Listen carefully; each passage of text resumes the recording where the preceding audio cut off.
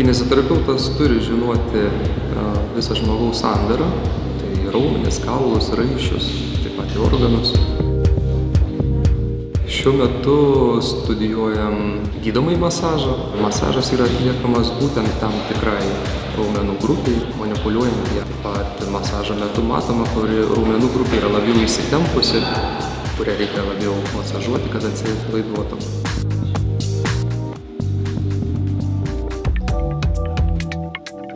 Noriu pristatyti dalyką, kurį dėstau, tai gydomieji pratimai, kineziterapijos metodikos, bet jis yra apibendrintas į vieną dalyką, į bendrąją kineziterapiją. Mokosi nuo pasyvių, aktyvių pratimų, darbas su Therapy Master sistema, tai šitos raudonos virvės, didžiaisiais terapiniais kamuoliais.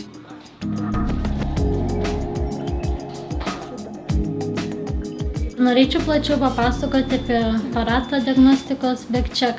Jisai tyria izometrinę jėgą, galima nustatyti, kokie raumenys yra stipresni, kurie silpnesni ir galima sudaryti programas, stiprinti nusilpusius raumenis. Jums papasakosiu šiek tiek apie mūsų universitete esantį aparatą Zebri. Jis yra naudojamas žmogaus stuburui, pusiausvyrai, laikysenai įvertinti.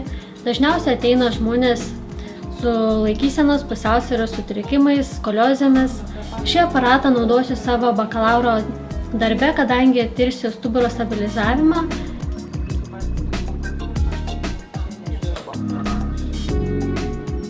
Pirmosios praktikos jos yra stebimosios, studentai stebi kineziterapeutų darbą, o jau 3-4 kurso studentai praktiką gali atlikti patys su kineziterapeutų pagalba, su priežiūra, su patarimais.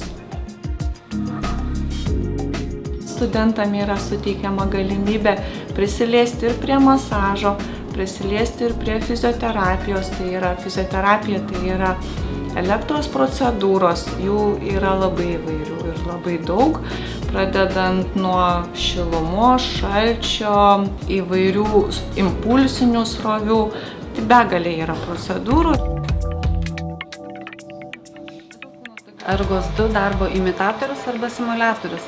Taigi ką jisai daro? Jis imituoja ir simuliuoja žmogaus būtent darbinius gebėjimus ir fizinius gebėjimus. Ir juos gali sulyginti būtent su darbiniais kriterijais ir parodyti, žmogus yra tinkamas ar netinkamas tam tikrai profesijai. Su šituo aparatu tyriausi, ar esu tinkama savo specialybei. Jis parodo mano reakciją, fizinį pajėgumą ir smulkią motoriką.